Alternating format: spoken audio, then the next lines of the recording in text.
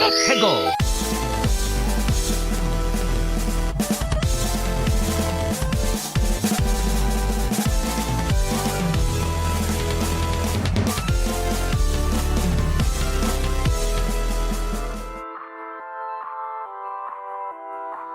Hello and welcome to another episode of Ferret 64 with me, your host, Yemmy the Ferret, aka Yemmy. Ferret 64 is the podcast all about video game news, occurrences, first impressions, showcases, going over those showcases, every so often, and what's coming soon. And of course, today we got we're going to change things up because there was a showcase this past week. So sit back, relax, maybe put on some chill tunes in the background while I talk about everything video game news related from this past week. And let's start it off with the first part of the show, which is what was announced at that game showcase. Alright, so THQ Nordic had a digital showcase this past week. And, just as usual, the articles that I pull up never have the games in order. They just have them in order as how hyped they are to whatever, So it's a little bit out of order. I apologize. But let's get started. Teenage Mutant Ninja Turtles: The Last Ronin had a teaser trailer. Nothing was really shown off gameplay-wise, but... it was actually, it was a pretty good teaser trailer, all things considered. There's 4 candles at the bottom, and they all were extinguished. And if you don't know, in the story of The Last Ronin, it's a Teenage Mutant Ninja Turtles story.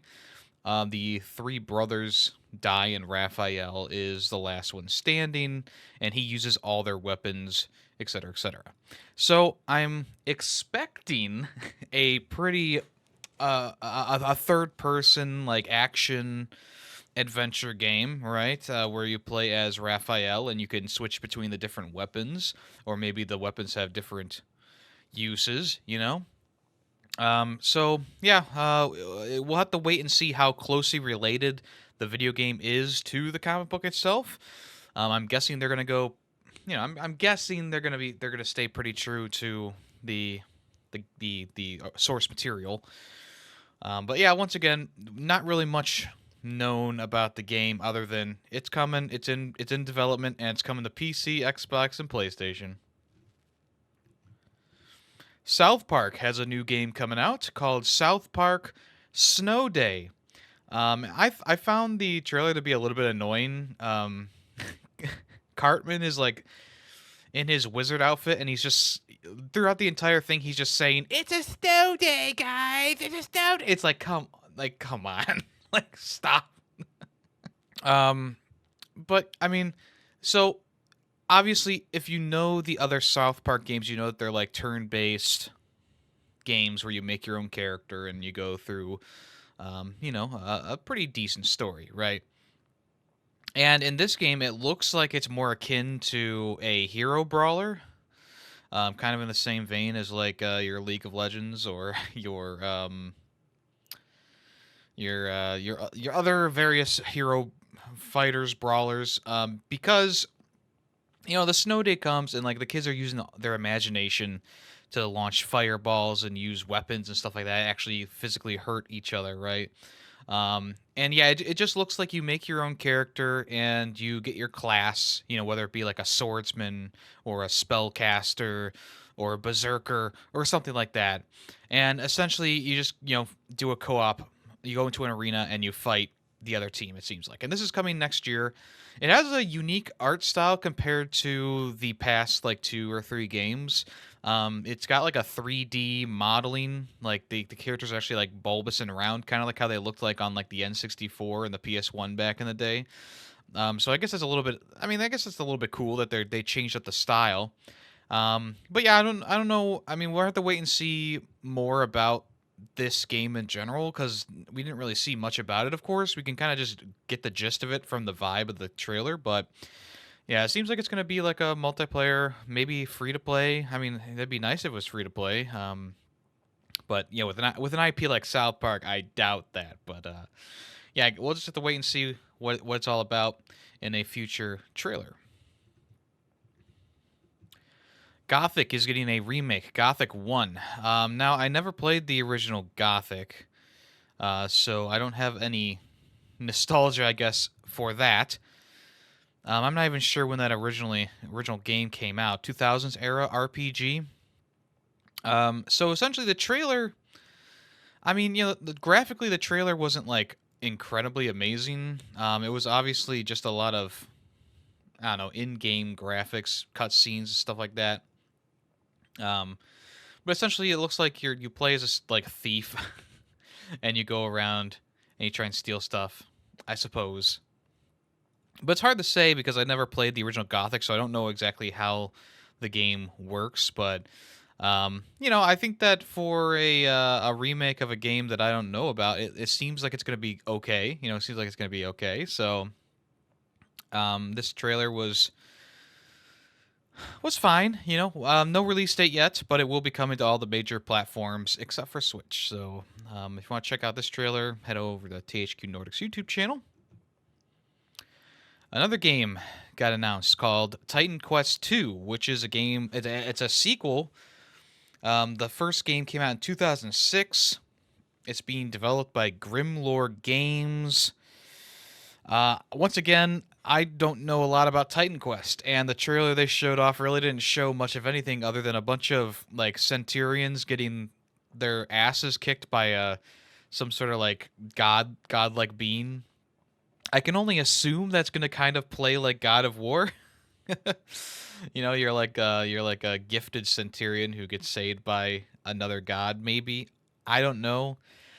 Once again, it's hard to like really have an opinion because I never played the original Titan Quest. I don't know how that game plays, so I'm a bit useless for these past two games, unfortunately. Alone in the Dark had two separate appearances inside the event. Uh, each of them focusing around one of the two characters. So there was an Edward trailer, and there was a trailer for the female protagonist as well.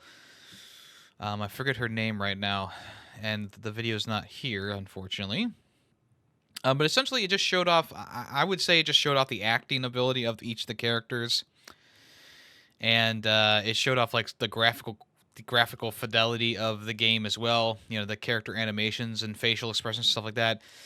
I mean, yeah. It looks good for what it's worth. Having the character stand in a dark room and talk, and different camera angles and different movements. Sure, it looks good. Don't get me wrong. Would have liked to see a little bit more about the game though. But they did reveal that there is a playable demo where you can play the prologue for the game available now. If you want to check that out. Last Train Home. This is a pretty cool game. It's set during World War One. You essentially are, it's an RTS kind of game. So you control this train that has a bunch of cars on it. Each one kind of has like troops garrisoned, or a hospital kind of cart, or food and provisions and coal and stuff like that. And it's one of those management type games where you send out your troops to gather supplies or do missions, and then they come back and blah blah blah. Kind of how you would expect it to go down. It did catch my eye though. It looks pretty interesting. I like the idea of this conflict where your home base is a constant moving train. I honestly, when the trailer started out, I almost thought that it was like a Snowpiercer video game at first, because the train was driving through snow, and the voiceover was like, yeah, in a world in conflict. I'm like, oh, is this Snowpiercer? No, it's just World War One. But yeah, I think that for the most part, it looks pretty cool. A lot of management stuff in there. And yeah, you can play that on PC eventually. No release date just yet. Another game called Outcast: A New Beginning got a trailer. I think they showed this one off before. But this is essentially like an open world crafting adventure game where you what do you do? You essentially bring life back to this planet and fight against these like oppressors who are like destroying the land and stuff like that. So yeah, there's a crafting element in there, and there's also a combat element and a lot of exploration. That the map looks pretty huge. and you get these like special abilities from the alien race that you're helping on the planet, things like telekinesis and stuff like that. So yeah, Outcast: A New Beginning seems like it's going to be pretty good. That's coming across the board as well, coming to all modern platforms. Space for Sale. So this is another kind of like crafting management game where you're on a alien world and you're essentially just building up your base. There will be a closed beta for the game coming up soon. The signups are now open on the website for the game. You know, it seems like a cutesy adventure. Almost reminds me of the Gunk a little bit with how the art style is. But yeah, I mean, essentially, you're on this planet, you're foraging and building a base, and you're trying to survive. And it's cooperative if you want to play with four people. Yeah, looks okay, not too bad. Tempest Rising is another RTS coming from THQ Nordic, or published by them. This one's like it's kind of, it seems like it's going to be in more of the same vein as like Command and Conquer, like the Command and Conquer 3 Tiberium War and stuff like that. Very sci-fi heavy units and vehicles. You know, this definitely looks like a game that's trying to scratch that sci-fi RTS itch that we haven't really hasn't really been itched in quite some time. And I think the other thing about the game that kind of stands out is it seems like the generals, or at least maybe some of the leaders, have these little cutscenes that are kind of reminiscent of those older Command and Conquer games. Um, but I guess we'll have to wait and see for the game to come out in order to really dive into that. But yeah, Tempest Rising coming to PC. No release date or window announced just yet, but it definitely caught my eye. It looks very stylish. I like the art style, and I mean, who doesn't love a sci-fi RTS? Trine 5 got a new trailer showing off the multiplayer potential of the game. Up to 4 people can play. The people playing the game of all different walks of life, just like the respective characters that you play as. If you don't know what Trine is, it's a long running series that started out as kind of like a co-op platformer and slowly turned into a multi-couch co-op platformer with up to 4 people, each one with their own character and stuff like that. You know, the last Trine game I played was, I think, Trine 3, and that was decent. You know, I don't think I ever finished it, but it was decent at least. And this is officially coming out on August 31st. If you want to check this out, the next game in the Trine series, A Clockwork Conspiracy, seems all right. I think the graphics look pretty good in it. I don't know. I guess the gameplay looks about what you would expect from Trine. So there you go. Here's a bit of an odd one. Way of the Hunter Tikka Moon Plains. This is a hunting simulator kind of game where you play as a hunter with a jeep and a bow and arrow, and you hunt down various wildlife in a kind of like Africa safari kind of area. You seem to be able to use like powers, or maybe not powers, but you know, like your hunter senses to, you know, track down animals. You know, if you see hoof prints in the sand, you can tell what kind of animal it is, et cetera, et cetera. Graphically looks pretty good. The one thing that I kind of I kind of have a bit of criticism about is like they show the guy hunting like lions and stuff like that, and if I don't recall, lions are kind of on the cusp of being endangered. So, you know, I don't know why this game would promote something like that. I mean, obviously it is a game. You know, they're not expecting people to go out and actually hunt lions and tigers and bears. Oh my! But this is one of those games that kind of like scratches me the wrong way. You know, where it's like, okay, I get hunting like the wildebeest and these like animals that are overpopulated, but when you start hunting down like the more scarce animals, I would say, you know, it kind of rubs me the wrong way. So if you want to check out the trailer for this, it's Way of the Hunter, Tikka Moon Plains. Obviously, it's a completely fictional game, fictional place, you know. Um, but yeah, it's a DLC for the Way of the Hunter, so there you go. And finally, Recreation got another trailer. This game has... I feel like this game has been shown off for the past, like, 3 years now. And I understand, you know, COVID times and all that, you know, hampers development. But I'm just like I'm excited for the game. I would love to see, I would love to see it come out sooner rather than later because it looks really cool.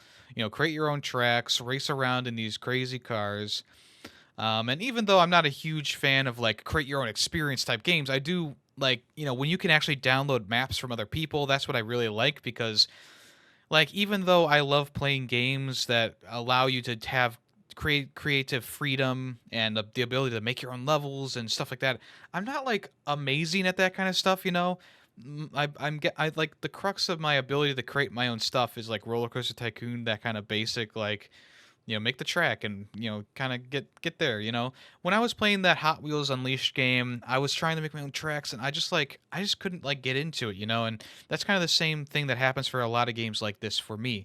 But the ability to download tracks and stuff from other people, work with other people to create tracks is something that I am interested in, and I think the game looks great. We've seen several trailers for it. Yet it still does not have a concrete release date, so they're still working on it. Not even a release window yet. So that was a little bit disappointing for me personally, but what are you gonna do?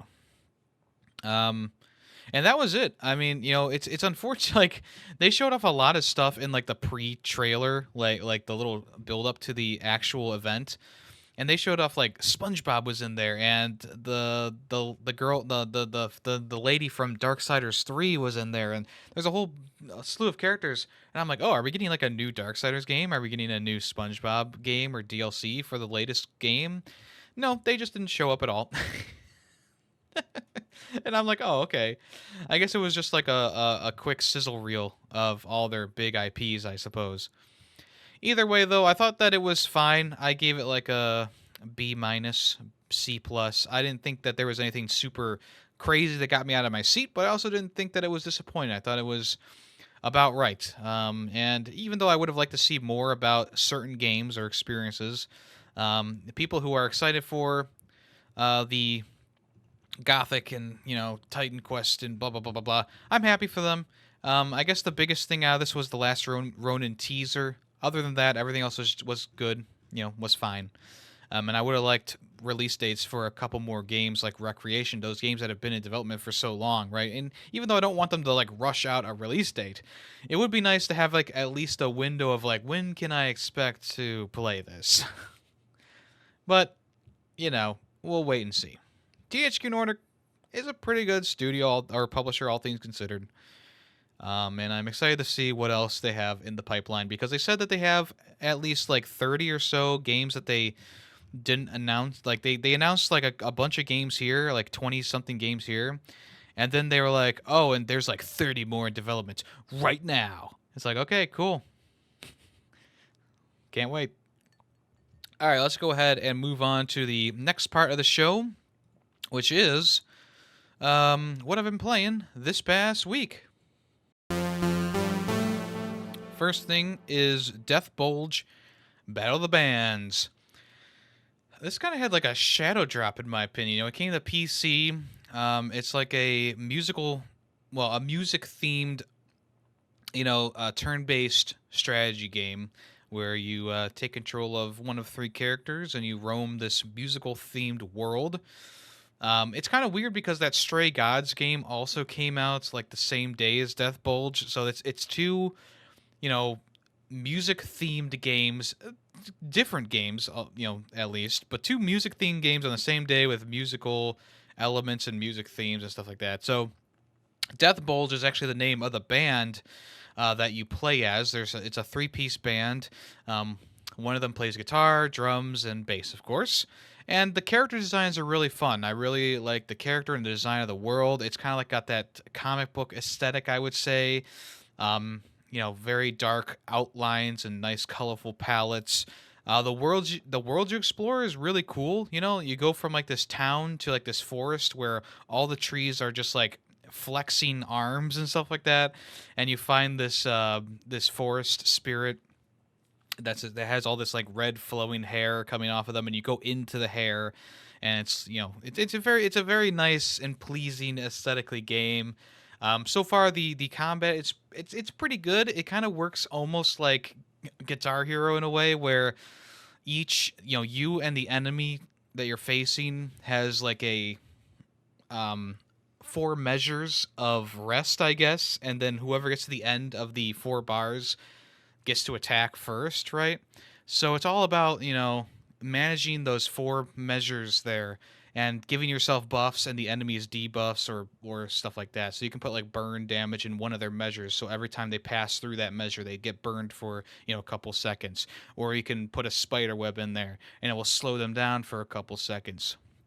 You can put healing stuff in yours. You can put, boostings so that the measure goes faster, stuff like that. Kind of cool. It's not like based around like music, so it's not like a tempo in a song. There's a song playing in the background, but it's not like you're playing along with the song, which I think would have been cooler in my opinion. But I think that the way that it is still pretty fun in general. You have a bunch of moves that you can choose from and switch around and mod and stuff like that. Like the special like abilities or traits or whatever are these patches that you put on your character, which is very reminiscent of the metal scene in general. You get patches and put them on a jacket, which is pretty cool. And I think the story is good so far. You sign up for this Battle of the Bands, and it's cursed, and now you can hurt and heal with music, right? And so every band that signed up for it has to battle each other eventually, and whoever wins wins, and everyone else dies. And unfortunately, you don't know that, and you sign up with your fellow friend band, which is a point of contention there. So, yeah, so far I think that like the animations and like the characters are really fun. When you're talking to characters, they have like these exaggerated expressions and stuff like that. It has a very Undertale-esque like way of sounding for the characters, so it's that kind of thing, which is fine. I don't mind that at all. And yeah, so far it's been a fun experience. I think it's only on PC at the moment. But so far it's been good. I've been enjoying my time with it. I played a couple hours now, and I feel like it's a pretty good experience. If you want to check it out, it's on PC, Steam, Death Bulge, Battle of the Bands. Like I said, it doesn't seem to be getting a lot of like. It was in the best selling for like a day on Steam, which is why I saw it and bought it. But after that, it's kind of been dwarfed by other releases, and I don't think it really got any like commercial exposure really. So this is really like right here right now is like me doing part of the legwork for them, promoting this game for them, because it truly is it truly is a pretty fun, maybe not wholly unique, but it is fun and a kind of unique game. And I've liked the music so far. I like the progression system. I enjoy the combats. All in all, if you like turn-based combat and you want a little bit of a twist to it, here you go. Maybe check this one out. See if it suits you. Of course, I was playing Broforce Forever, which is the final update for Broforce. Even though they didn't change like the name of the game to Broforce Forever or do anything like that, it just kind of like is a big update, for the game. Added a bunch of different characters, added some new levels, added a new way to play, stuff like that. And so far, as much as I enjoy the idea of updating these really old games, or not really old, but these older experience, games, and giving them something new and a reason to go back and play them, maybe I just would have liked Broforce Forever to be like a sequel or another game in the series, because, as a person who played the game quite a lot back in the day on PC, nothing really seems different to me right now. They didn't even change like the title screen to Broforce Forever. It's still just called Broforce.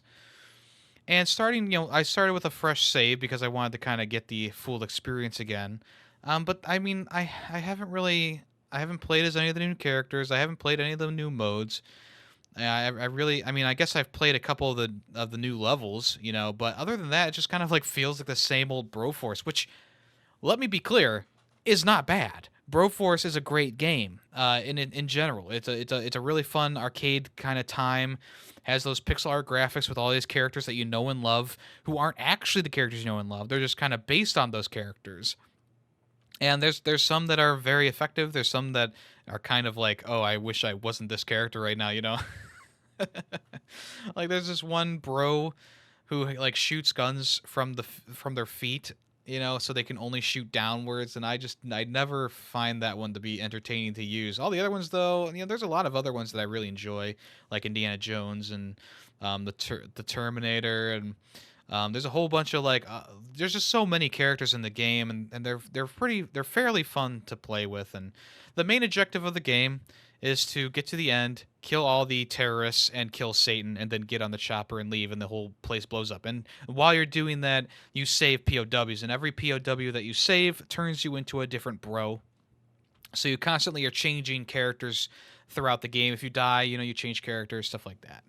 And the new missions are like these ones where you have one life, you have one bro, and you have to get through the entire level in one go. Some of the new bros that you can get, like I said, I haven't played with them. I just kind of know from just the trailers how they work. Like there's the one guy who shoots acid.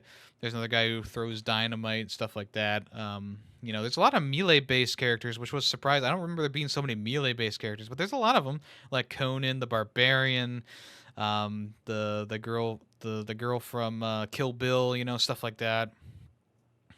And like in general, like yeah, it's a great game. But I'm not getting that forever experience right now. Like I went into it kind of hoping that like more would be changed. There would be more reason to boot back up the game and more reason to play through the game again. But right now, as it stands, I'm just kind of like, oh, I mean, it's Broforce and it's great and it's amazing. but Broforce Forever, it doesn't feel like anything's changed yet, and that's unfortunate because I would think that they would want to put that new stuff at the forefront. They would want to change the main title to say Broforce Forever on your Steam page, Broforce Forever, everywhere. But instead, it feels like the same old Broforce, which once again is fine. I love Broforce, but I would like to see more of that new content in the forefront. And I know maybe it's partially my fault because I started up a new save. Maybe that's my fault. But it's also partly on the devs because you put out these trailers, you make this whole bombastic thing about it, and then Broforce Forever isn't even in the forefront. It's just kind of like it updated and it's technically Broforce Forever, but technically nothing's really changed, And once again, I would just have liked to have seen, a sequel. Maybe Broforce Forever is a sequel instead of just a big update. There was also the Expenda Bros, which I believe was free. It was a shorter experience with less bros because it was based on the Expendables franchise. And that didn't get any updates or anything like that. So maybe they could have done Broforce Forever, and that was like a combo pack of Broforce and the Expendabros and the new content. I don't know. Is it nice that you didn't have to pay extra for, Broforce Forever? Yes, of course. Of course. You spend a couple bucks back in the day on the game on Steam, and now you get a bunch of new content. That's great. But for me personally, I just maybe I'm a little bit maybe I had a little bit too big of expectations based on what I thought the game was going to be like, what they thought they were changing, and that's on me. That's on me. But yeah, like I said, I mean it's still Broforce and it's still amazing. If you want to play it, you definitely should play it. I'm not saying you shouldn't. I'm saying go out and play it. And if you're expecting bombastic, huge changes for the game in this update, it's not exactly like that. And finally, for the new games that I've been playing this week, there was a game called Legend Bowl that came out. It's a football game based on the Tecmo era of football games. And Madden came out, or it's coming out. I forget if it came out already. Even though I've enjoyed Madden in the past, I've been burned on Madden one too many times. And last year I had I promised. Maybe it was 2 years ago, I promised the winner of the competition in the Discord that I would buy them Madden, and I did, and they wanted to play with me, so I bought Madden for myself. So I bought Madden twice, and the game was terrible. It was the one with John Madden on the cover. And I just remembered why I stopped buying Madden games, and it's because they just have decreased in quality so hardcore since like the PS4 generation. The PS4 and Xbox One generation is when Madden really started to go downhill, in my opinion. Even though there were still some bad games in the PS3 era, don't get me wrong. Like, the quality really started to decline in the PS4 and Xbox One era, and it still goes on to this day. You can go back to the podcast. It would have to be on Spotify or Apple Podcasts, because that one is old enough to not be on YouTube. But I did a huge epic rant about Madden 23 or 2022, I think. 20. It was one of them. Fuck it. It was one of them. So I didn't want to buy this new rendition of Madden.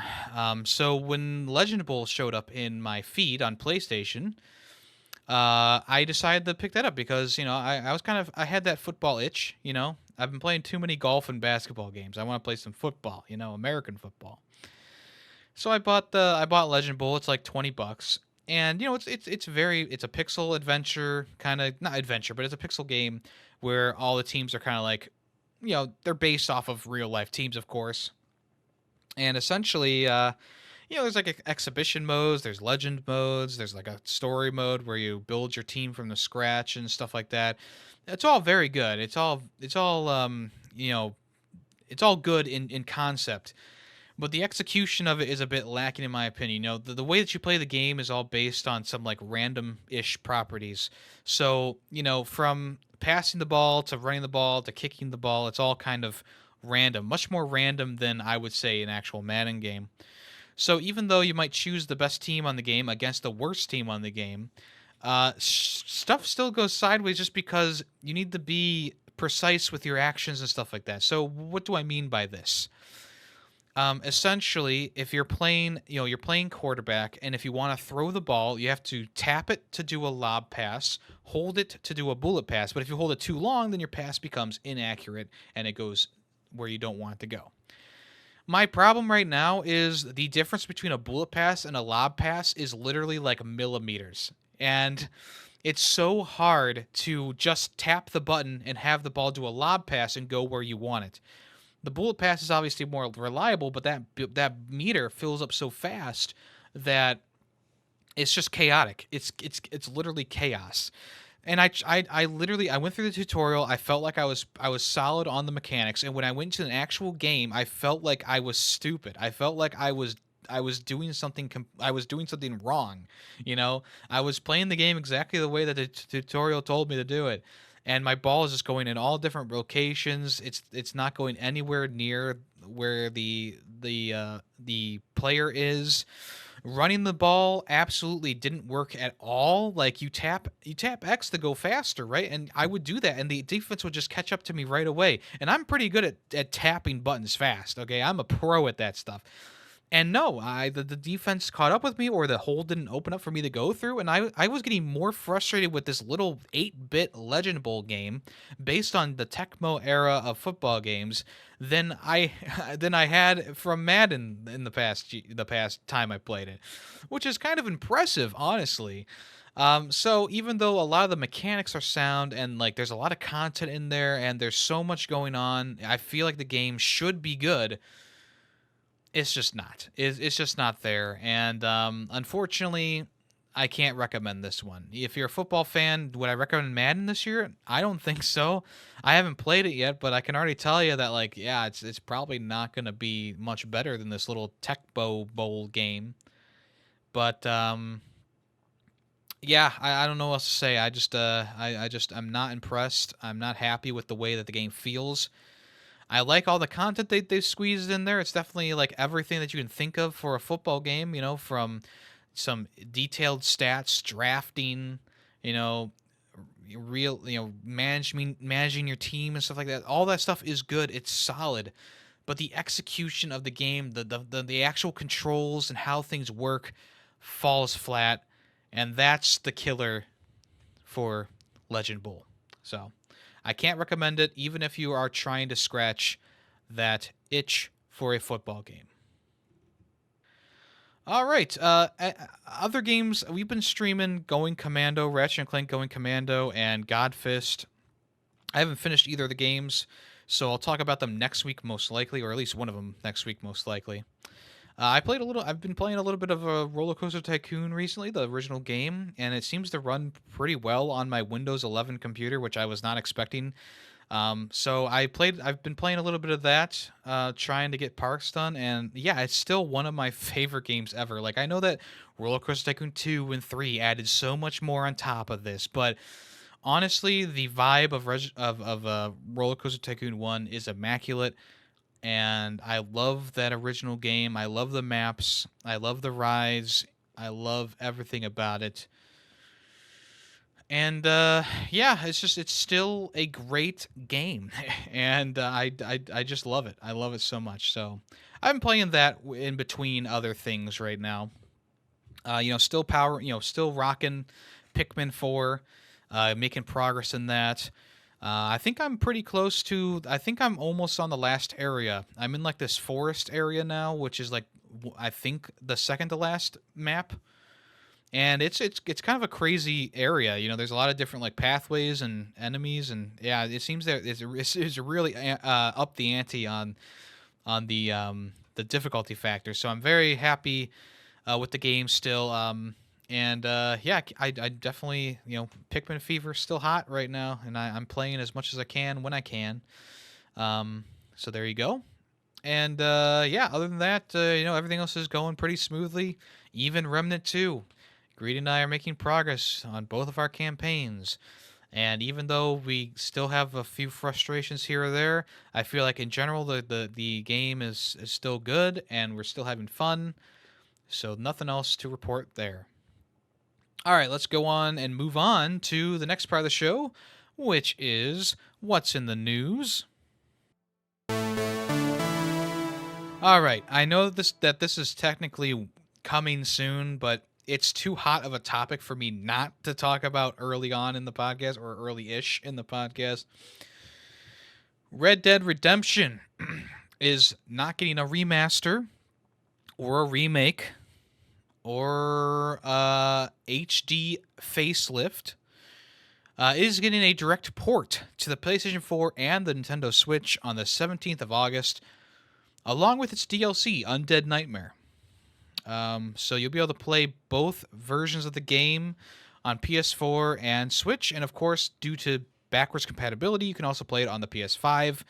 Same thing goes for the Xbox 360 and the modern Xbox consoles with the Xbox backwards compatibility. You can literally play the original game on the new Xbox system without having to pay more money. But for PlayStation and Nintendo Switch, they had to do this in order to make the game playable on the newer consoles because PlayStation doesn't have that backwards compatibility to the PS3 era, and obviously Red Dead Redemption never released on like the Wii U or anything like that, so it's got to be a new release there. So what I'm happy about is the fact that it's the original game and Undead Nightmare together instead of it being two separate pieces.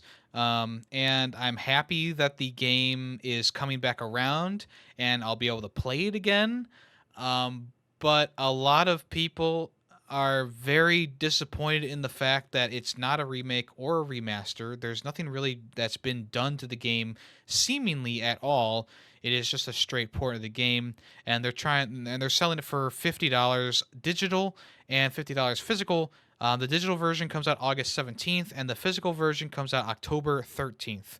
I'm probably going to wait for the physical version, seeing as I've already played the game enough in the past, and I'm working on Red Dead Redemption 2 right now. So I don't want to buy the game right away. I would like to get a physical version of the game. I have the PS3 version already, but yeah, having the PS4 version would be nice. In addition to the port of the original experience, they've also added support for simplified Chinese, Korean, Polish, Brazilian, Portuguese, Russian, and Latin American Spanish. And this port has been done by Double 11 Studios. Now, a couple episodes ago, I was talking about how the Red Dead Redemption remastered rumors were at full force. I talked about all the rumors about the game, how the title, the key art changed and stuff like that. And it really did seem like it was going to be a remaster of the original game, or at least a high-res re-release of the game. And at the time I had said like they stopped working on the Grand Theft Auto 4 and the Red Dead remasters when the GTA trilogy definitive edition came out and it kind of bombed. And I had mentioned back then that that doesn't make sense that they would stop working on these remasters because that horrible remaster of the GTA trilogy came out. It just seems bizarre to me that they would completely can the idea of remastering those two games that are still very much loved in the Rockstar and gaming community as a whole.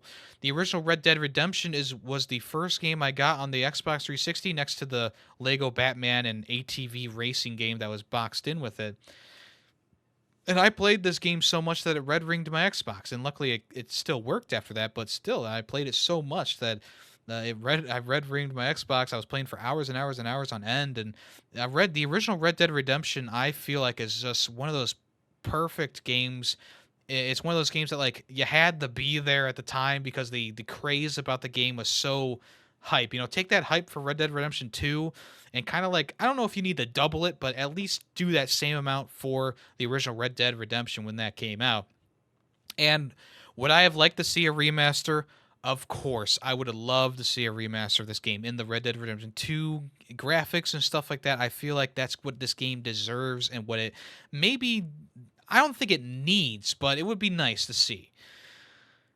Here's where I differ from everyone else though. I think that I think that the port is fine. I think the game is perfect as it is. I really don't think it needs much of anything changed about it. You know, thinking back to the game, like, yeah, I would have, I just would like a graphics bump. That's pretty much it. That's all it really needs. And they did take out the multiplayer, so you won't be able to posse up with people for the multiplayer, which will make the platinum trophy for the game more achievable, I would think, because that was one of the things that really stopped people from getting the platinum trophy was that multiplayer mode where you had to posse up with like 50 people and you had to do a bunch of stuff in the multiplayer mode, which was great back in the day. I remember posseing up with my friends and doing those multiplayer missions. It was almost like that GTA 5 online, but better. Well, you know, a precursor to that, I would say. So I have a lot of nostalgia for this game. It's definitely one of those games that I'm not going to complain about them re-releasing the game and porting the game because I feel like the base game is good enough. I feel like the base game is fantastic. It's going to look a little bit rough probably because it is still, you know, PS3 era graphics, but in general, I feel like the game doesn't truly need a remaster. Is the $50 price tag fair? Well, Rockstar Games thinks so. Personally, I think it should be more like maybe $10 less, honestly, you know, a $40 value for these two experiences because Undead Nightmare is a full game in itself, too. Don't forget about that. I think a lot of people who are complaining about the game don't understand how giant the Undead Nightmare is and how big of a deal that is, you know. Undead Nightmare pretty much took the entire map of Red Dead Redemption and turned it into a zombie world. And you could go around to any place on the map once again. And with Red Dead Redemption, it's already a giant map, including, you know, parts of, I believe, Texas and then Mexico as well. That's already a huge map in itself. So you add in the fact that you can replay the entire game, the entire map, with the Undead Nightmare DLC, and that just boom, that's an amazing value. That's incredible. You know, am I going to pay $50 for the game? I'm going to tell you right now. Yes, I will pay $50 for the physical version of the game when that eventually comes around on the 13th of October. Say what you want, say what you will. I will take all the criticisms to heart. And I've talked to people about this too, and I understand where they're coming from. The opinions of most people are valid. The people who are thinking about this and they don't like what they see, I understand where they're coming from. As I've said in many different Discord messages, their opinion is valid, but nostalgia for me. But for my experience, for me, this is a port for me. And I know there's a lot of people out there who are also like, yeah, there's a port for me too. I just don't like what they did. And I understand that, and I understand that 100%. For me personally, though, since I haven't been able to really play the game since, you know, back in the day on the PS3, I still have my copy of the game. I could plop it in right now and start playing it. I would like the game running on more modern consoles. Now, why isn't it a native PS5 version? That's beyond me too. That is beyond me too. Are they going to do the same thing with Grand Theft Auto 4? Maybe. Well, I guess I'm wondering if they're waiting to see how this port does in order to launch the GTA 4 port, which I'm guessing is what they're going to be doing. Because there has been rumors that there was a GTA remaster going around. and that obviously was canned back when GTA Trilogy bombed. But I mean, the Rockstar can't blame, like they can't. I feel like it's kind of like disingenuous of them for them to take the sales of the GTA trilogy and be like, oh, that people don't want this anymore. People don't want Red Dead Remastered because they don't want this GTA. Like, no, no, no, no.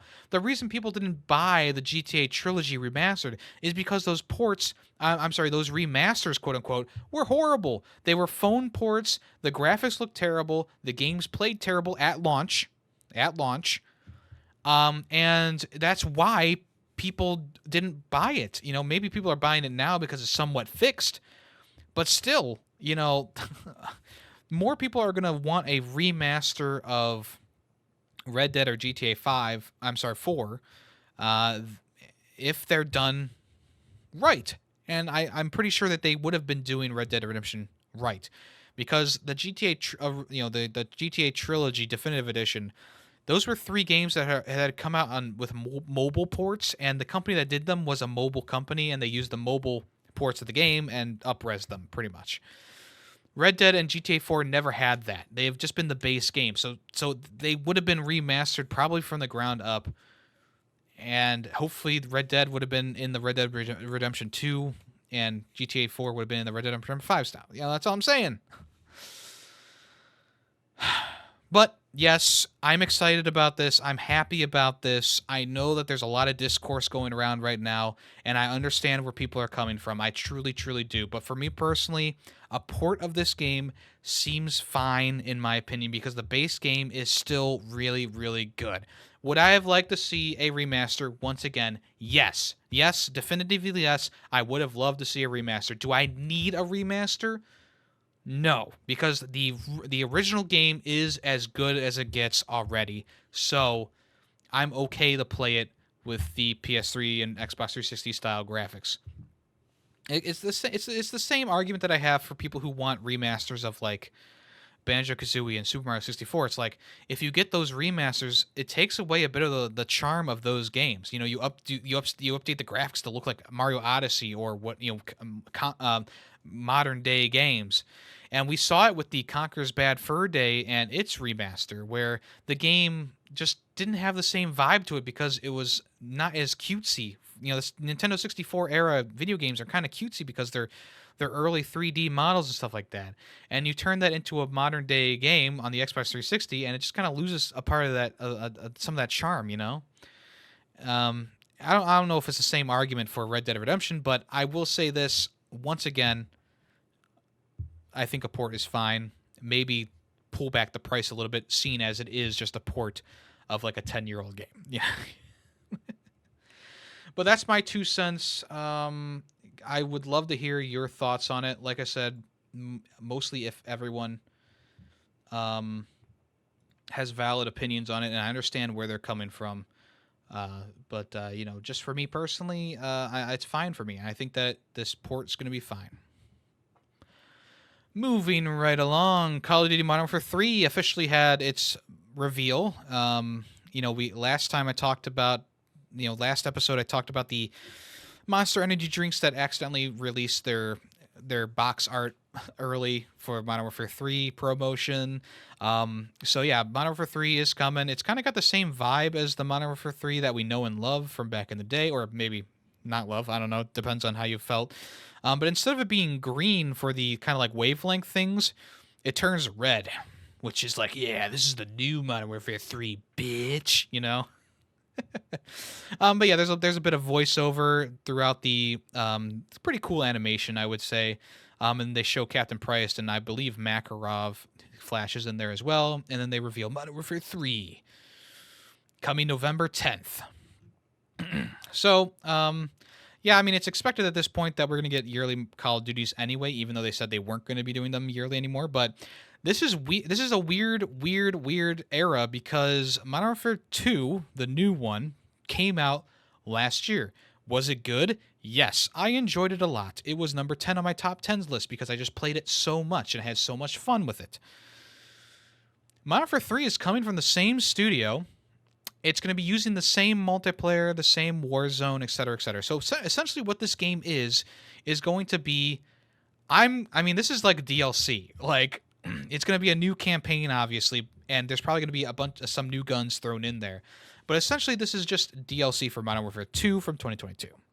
And now Modern Warfare 3 is coming out November 10th. I'm guessing it's going to have its own physical release, and we'll see what exactly is different. But to me personally, it seems like it's just going to be DLC topped onto Modern Warfare 2. So it's called Modern Warfare 3. It's probably going to be on its own disc. It's going to be its own download from the store. But technically, it's just going to be Modern Warfare 2 again with a new campaign attached to it, which I'm sure is fine. I like the multiplayer from Modern Warfare 2, so I'm not like super angsty about that.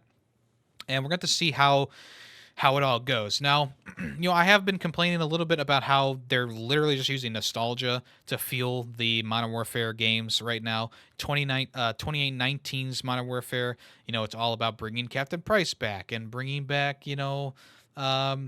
Gaz and stuff like that, and Grizz, Sergeant Grizz, and you're like, yeah, cool, I love these characters.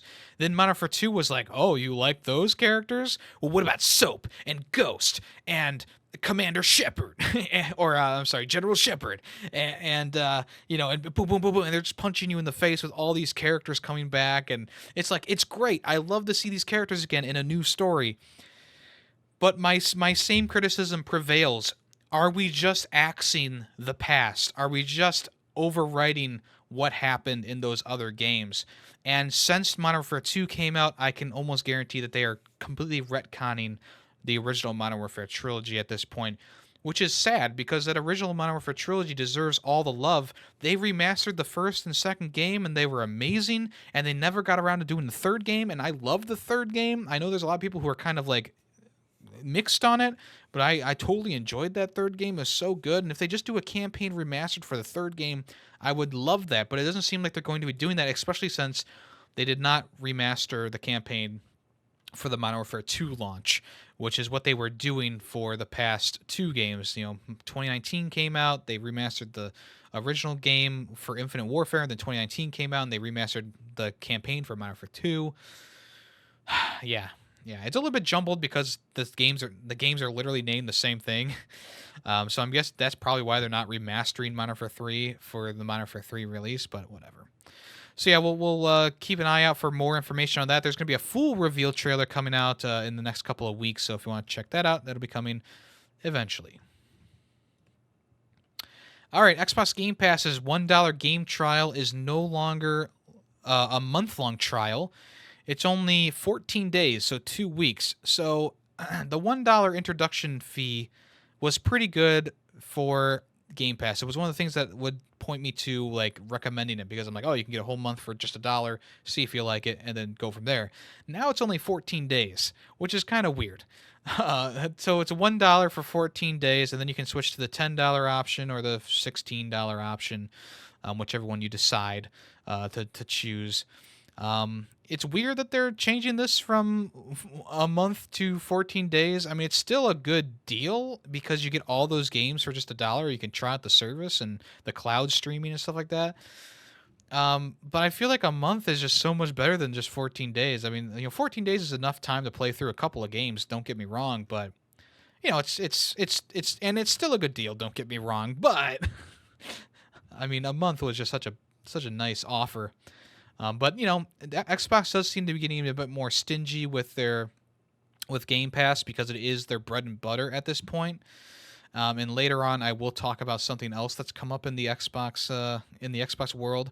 But as of right now, Game Pass the dollar trial is only 14 days instead of an entire month now. Lollipop Chainsaw's remake is officially coming in 2024 now, although the game was ready to go for 2023. In an interview with the spokesperson from the studio, they said, although development of Repop was carried out with the intention of a 2023 release, our commitment to providing the best possible quality experience to our players led us to making the hard decision to extend the development period in order to ensure this. So I think it's gonna be. I mean, I don't know. It's probably gonna be a pretty good remaster of the game, re-release of the game. I mean, a lot of people love Lollipop Chainsaw. It's one of those games, another one of those games where you kind of had to be there at the time because it's definitely an of the time kind of game. You know, that over the top, cutesy cheerleader girl with the boyfriend's head on her shoulder, zombie killing, with a chainsaw. Those years of the zombie craze was crazy. And this was just one of those games that was a part of that craze back in 2012. So yeah, we gotta wait another year for the game, but I think that's gonna be all the better for it. And we'll see how it looks when they officially launch like a trailer for it. All right, recently, Bloodborne. Some people in the modding community released the 60 FPS patch to the PS5. Now, in order to actually download that PS5 or PS4 patch to make the game 60 FPS, you had to jailbreak your console.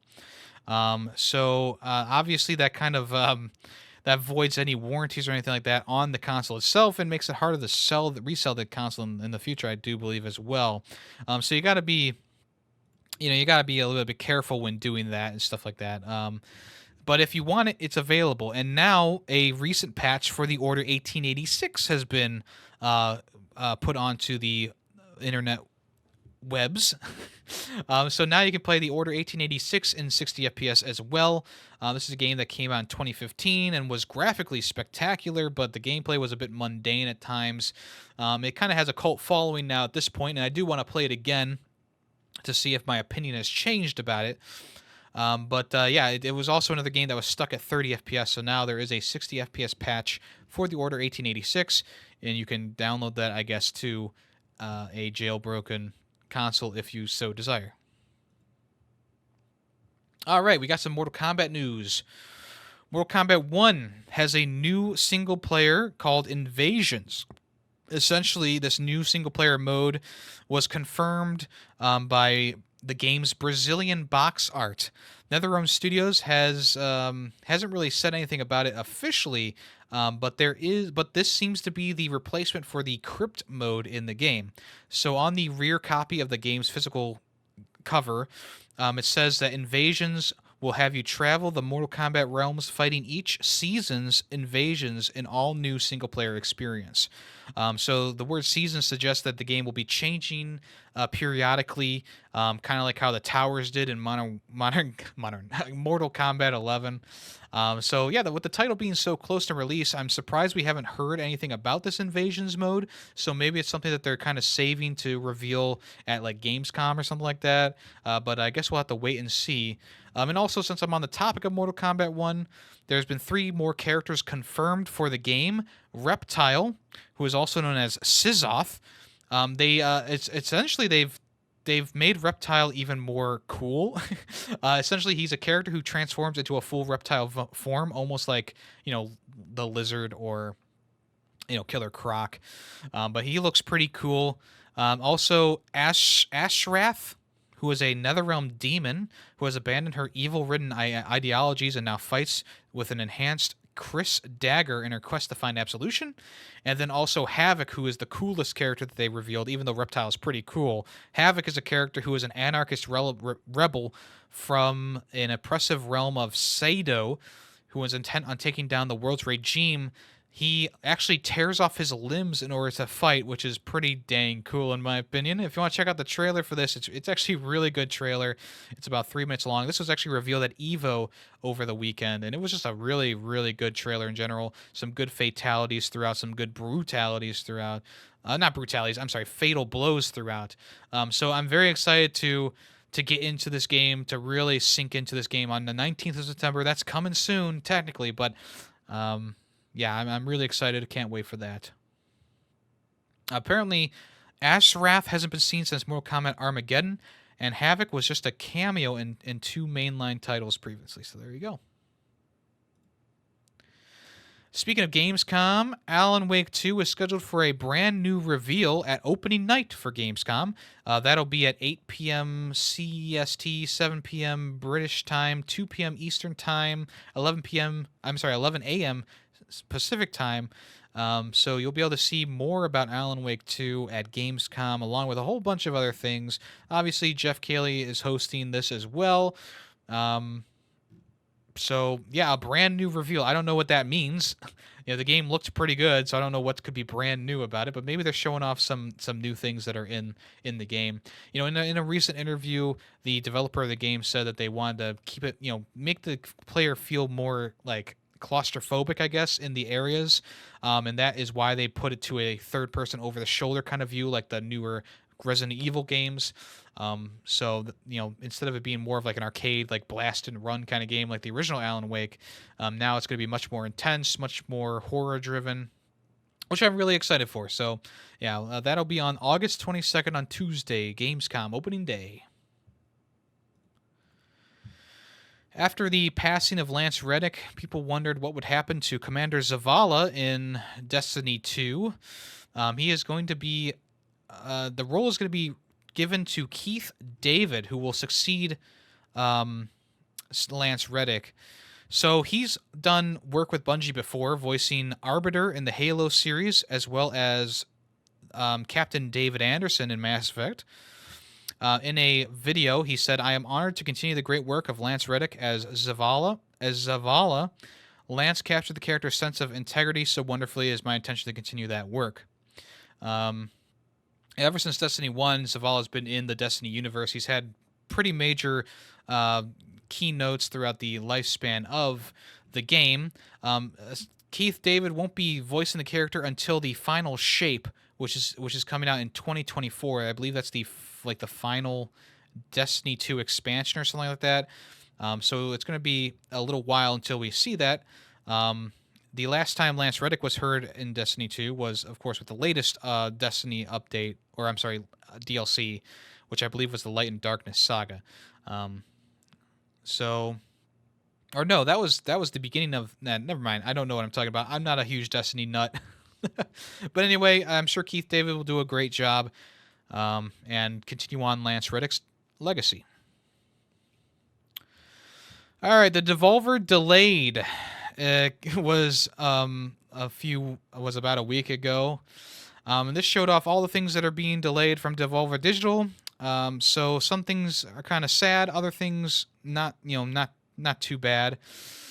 But essentially, the Plucky Squire has been delayed until 2024.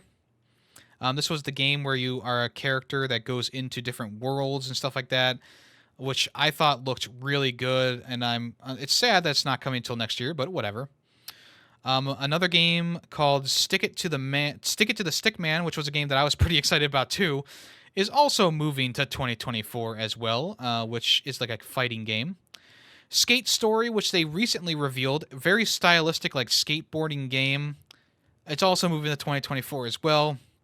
Angerfoot, another game that I was really looking forward to, coming 2024 as well. Pepper Grinder, another game that looks really good, 2024. Yeah, so those are the main games that are moving away from the 2023 release, which is kind of sad. They also showed off games that are still coming in 2023, like Gunbrella, Wizard with a Gun. What else was there? The Talos Principle 2. Blasphemous 2, The Cosmic Wheel. I'm not sure what that game is. Karma Zoo. Oh yeah, Karma Zoo is still coming in 2023 as well. That's a good game. That looks like a good game. And of course, Broforce Forever just released, so that obviously, There's also going to be Mixed Pixel DLC coming in 2023 as well. That's still available. That's still coming in 2023. So, yeah, a good chunk of those games were ones that I was really looking forward to. Plucky Squire, Pepper Grinder, Stick It to the Stick Man, Angerfoot, like those are games that I was really excited about. Skate Story and stuff like that looked cool, and maybe I wanted to see a little bit more about them before becoming super ecstatic. But yeah, it's one of those things. It's like I understand, they need more work, but am I disappointed? Yes, which gives the Devolver Digital delayed showcase an F tier.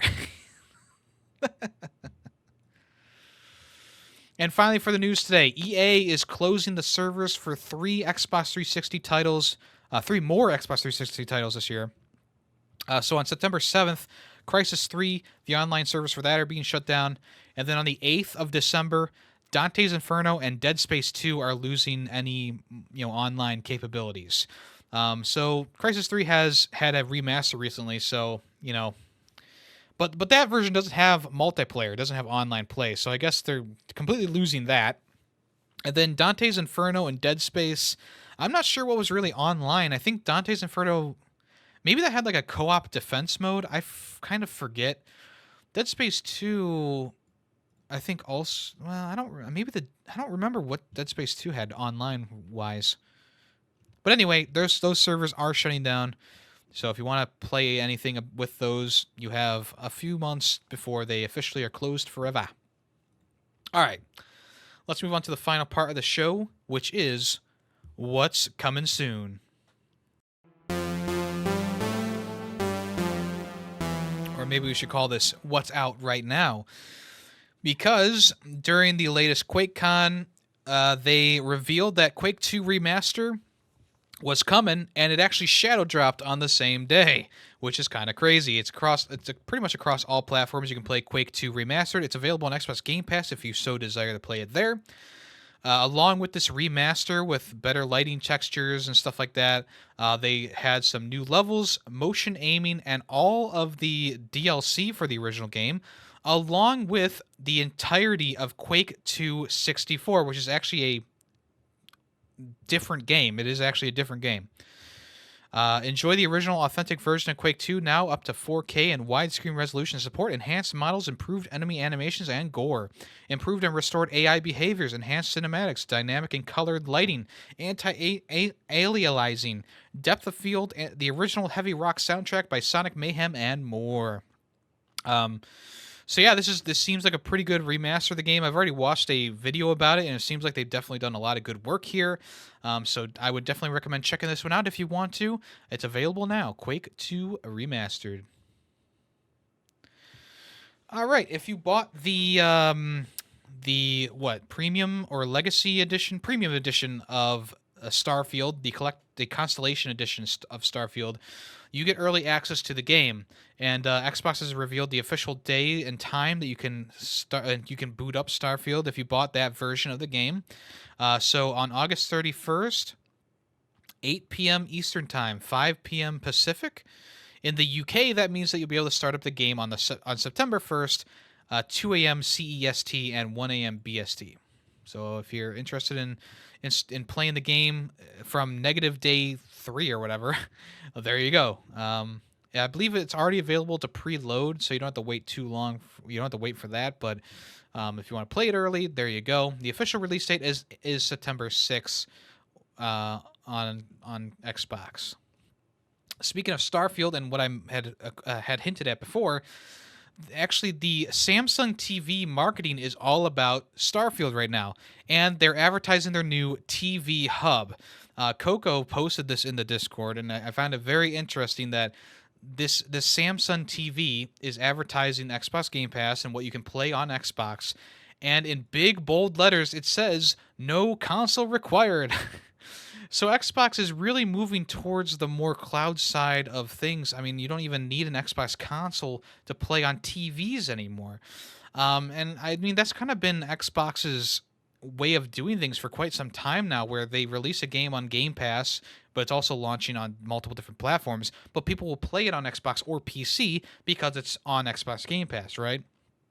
So now they're kind of taking that into the next step where it's like, okay, you can pay for Xbox Game Pass on your Samsung TV as long as you have a Bluetooth or whatever controller and the TV connected to the internet. You can play any game on Xbox Game Pass, no console required. You don't need an Xbox Series S, you don't need an Xbox Series X, you don't need an Xbox One.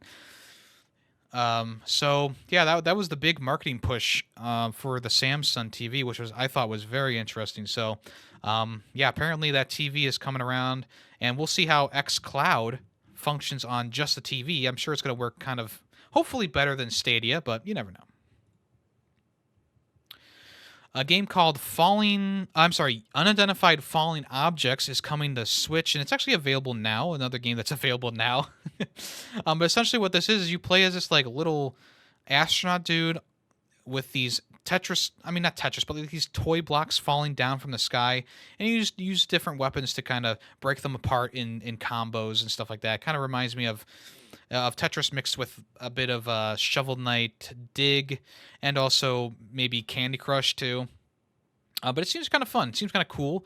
Like I said, that's available right now. There's a demo available on Steam and Nintendo Switch. I thought it looked kind of cutesy. I haven't gotten around to playing it yet because, you know, I had other things to do this week. But definitely looks kind of fun. Definitely looks like it's definitely going to be something enjoyable. There's solo and multiplayer.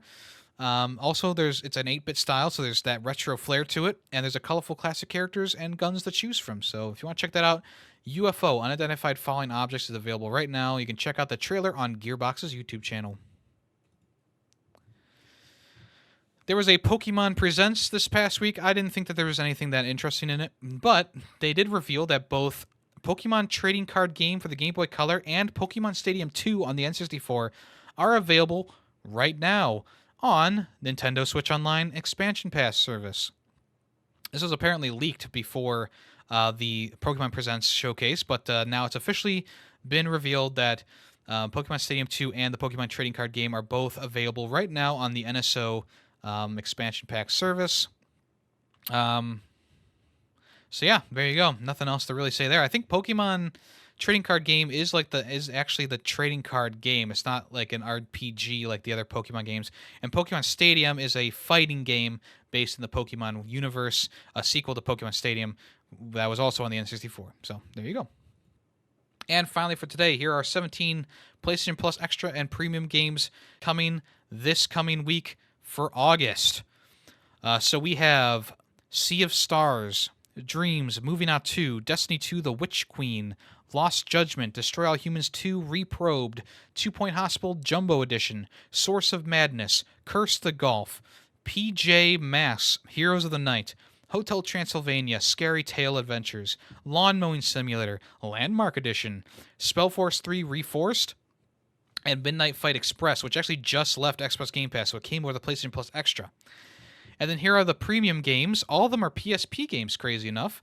Medieval Resurrection, Ape Escape on the Loose, and Pursuit Force Extreme Justice will all be available for the PSP, which is actually kind of fun.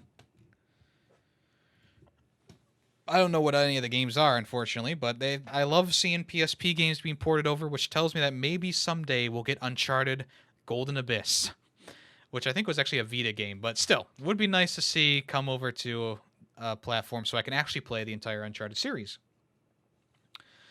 All right, y'all. Thank you so much for listening to this episode of the podcast. Do appreciate that. If you want to check me out, I stream on Twitch Monday, Tuesday, Thursday, and Saturday. Right now, we're still playing Ratchet and Clank Going Commando, and we're playing God Hand as well. We should be finishing up Going Commando and God Hand this week, so we'll probably switch over to a different game probably by next Saturday. And it's time to play everyone's favorite part of the show, which is what's that tune? Where all you gotta do is tell me what the name of the song is and what game it's from. I know people have been getting very confused about that concept.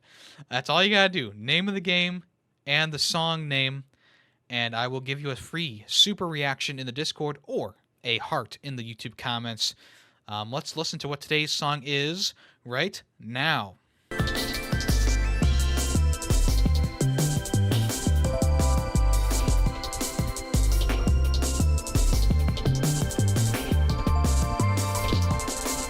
All right, if you can tell me what the name of that song is, you'll win.